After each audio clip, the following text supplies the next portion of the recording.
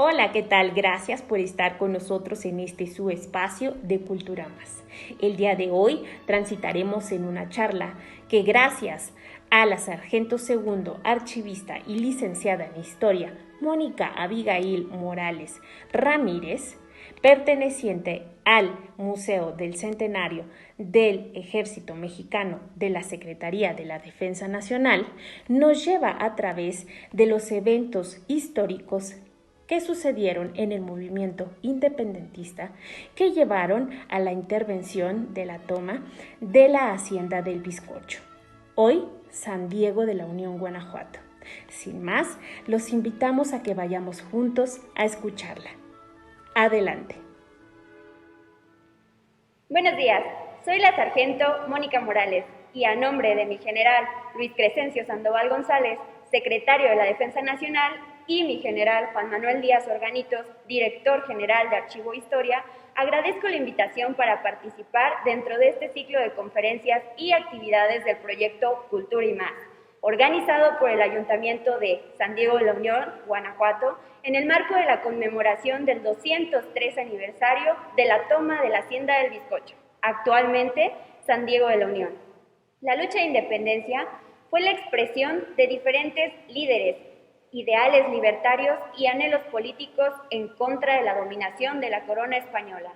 Como resultado de ello, iniciaron levantamientos armados desde la madrugada del 16 de septiembre de 1810, con el Grito de Dolores en Guanajuato, en el que el cura Miguel Hidalgo y Costilla dirigió la primera fase del movimiento independiente y delineó el rumbo que tendría hasta su consumación, de manera que la causa insurgente del cura Miguel Hidalgo no se perdió después de su fallecimiento, fue retomada por el cura José María Morelos y Pavón, quien consolidó una nueva etapa de la independencia, donde la insurgencia alcanzó su mayor organización y logró restablecer las principales demandas del movimiento armado, en el que propuso rechazar la monarquía, reestructurar el gobierno, esfuerzos que culminaron con su muerte. La persecución de líderes insurgentes ocasionó que algunos grupos armados aceptaran el ofrecimiento de indulto del virrey Juan Ruiz de Apodaca, quien logró polarizar el conflicto y mientras unos sucumbieron, otros fortalecieron sus convicciones, como lo hicieron Guadalupe Victoria, Vicente Guerrero, Francisco Osorno, Pedro Moreno y Francisco Javier Mina. La lucha independentista se convirtió en un movimiento de resistencia de las fuerzas insurgentes y de carácter fragmentario, donde los líderes locales obtuvieron papeles protagónicos. Tal fue el caso de la campaña militar de Francisco Javier Mina en la provincia de Guanajuato, donde el 3 de septiembre de 1817 intervino en la toma de la Hacienda del Bizcocho, hoy San Diego de la Unión, Guanajuato. La hacienda data del siglo XVIII, limitaba al norte con la provincia de San Luis Potosí y al este con los municipios de San Luis de la Paz y de Dolores Hidalgo, al oeste con San Felipe. Estaba dedicada a la ganadería, fue adquiriendo trascendencia e integró los ranchos de San José de la Noria, Ojociego, Sauceda de Mulatos y San Juan el Bizcocho. A principios del siglo XIX se convirtió en un importante centro religioso y comercial para la región del Bajío. Su ubicación representó un foco de interés económico al haber sido uno de los principales puntos comerciales sobre el trayecto minero del Camino Real, o la denominada Ruta de la Plata, que pasaba por Guanajuato, Aguascalientes y de ahí llegaba al Real de Minas de Zacatecas. A principios de 1817, durante el movimiento de independencia, se suscitaron múltiples enfrentamientos entre insurgentes y realistas, razón por la que el coronel Francisco Orrantia, comandante del destacamento de Villela, actualmente San Luis Potosí, le propuso al virrey Juan Ruiz de Apodaca reforzar sus fuerzas en la zona e instalar un destacamento con 100 hombres. El virrey decidió establecer una defensa de 70 efectivos en las instalaciones de la Hacienda del Bizcocho, a cargo del teniente de la Fuerza Auxiliar Rural, Simón Núñez, que dependía de la comandancia de los fieles realistas de Río Verde, al mando del capitán Higinio Juárez. Salvaguardar la hacienda cada vez fue más importante para las autoridades virreinales, porque de ello dependía la recaudación de capitales, así como restringir el control de los suministros de los fuertes insurgentes más activos de la época, ubicados en el Cerro del Sombrero, Los Remedios, San Gregorio y la Ciénaga de Chahuila. En cuanto Francisco Javier Mina pisó el territorio novohispano en Soto la Marina, Tamaulipas, alertó al gobierno virreinal, debido a que era considerado un hombre buscado por la corona española, por estar en contra del imperio napoleónico en España.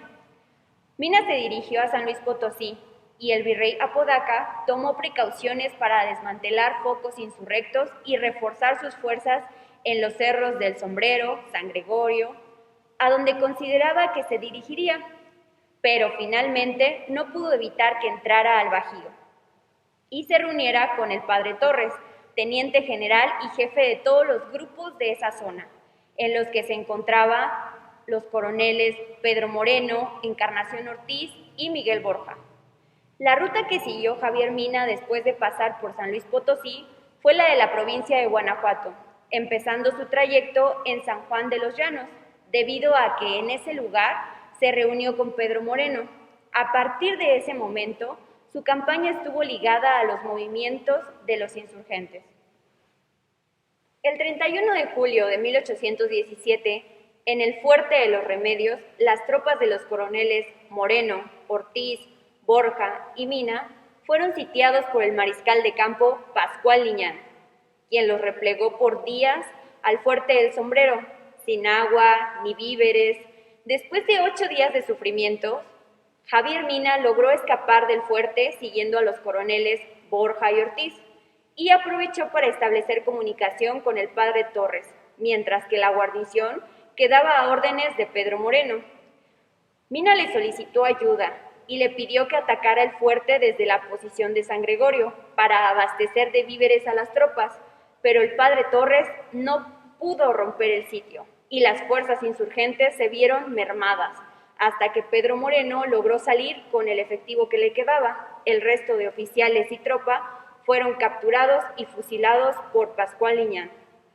Al final, las bajas de las tropas insurgentes fueron devastadoras.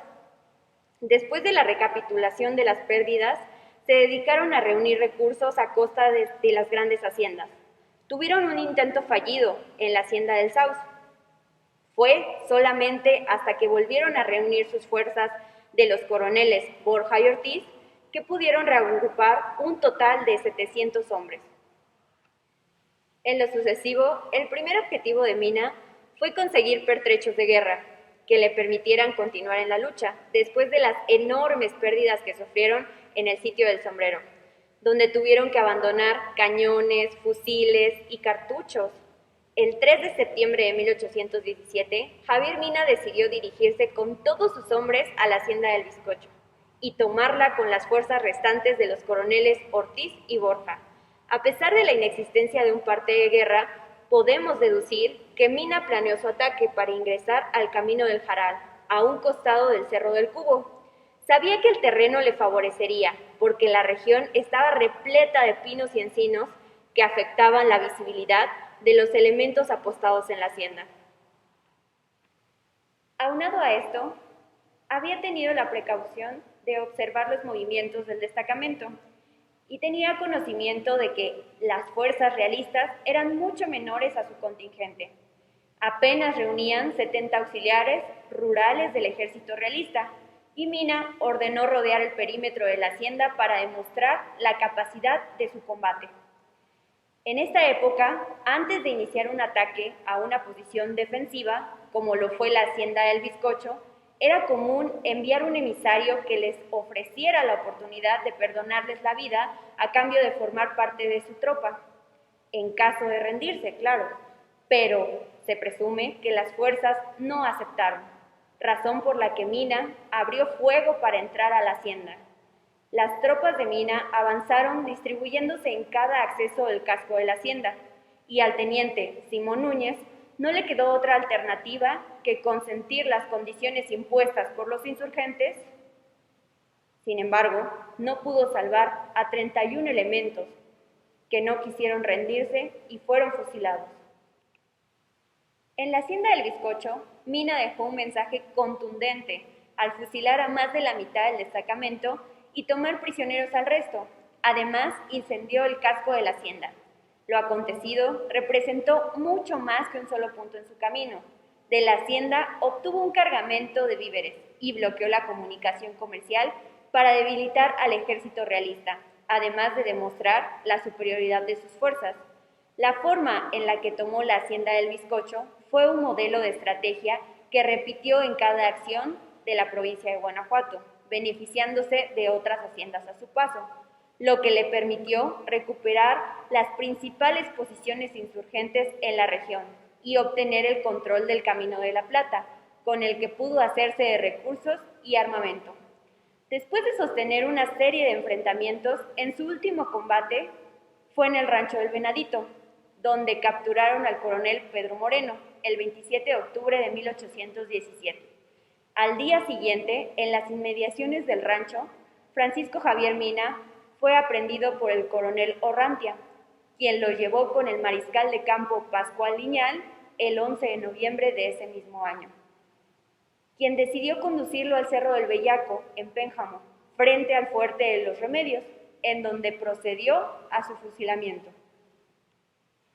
En conclusión, la toma de la hacienda del Bizcocho fue un suceso que quedó plasmado en la memoria colectiva de la población de esa región del estado de Guanajuato, debido a la importancia que tuvo en los sucesos encaminados a alcanzar la independencia de México. La presencia de Javier Mina en este territorio constituyó un valioso aporte para la lucha armada. Su experiencia le permitió conocer los procedimientos de aproximación del combate. Siempre solicitó la rendición de sus enemigos antes de atacarlos, para evitar bajas y pérdidas innecesarias. Mina supo diferenciar las características de una batalla o las de tomar un lugar.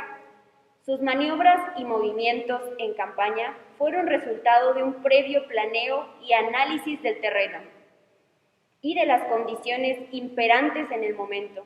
Incluso, a pesar de la desorganización de las tropas insurgentes, Javier Mina, en la hacienda del Bizcocho, logró ejercer el control del Camino de la Plata mediante su bloqueo, logrando con ello afectar las actividades comerciales de la región, en perjuicio de las autoridades y de las fuerzas realistas.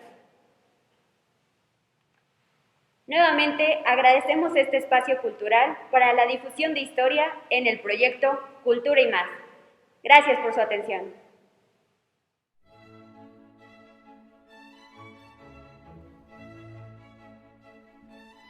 Sin duda alguna, ha sido una charla fascinante.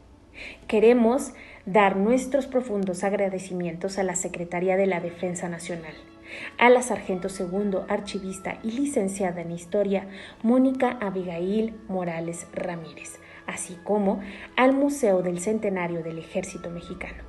También queremos agradecer a la Casa de la Cultura de San Diego de la Unión, Guanajuato, y a su director, el profesor Jesús Reina Loyola. Queremos invitarlos a que nos sigan en todas nuestras redes sociales, como lo son Facebook, Twitter, Instagram y YouTube, como Cultura Más. Muchísimas gracias. Hasta pronto.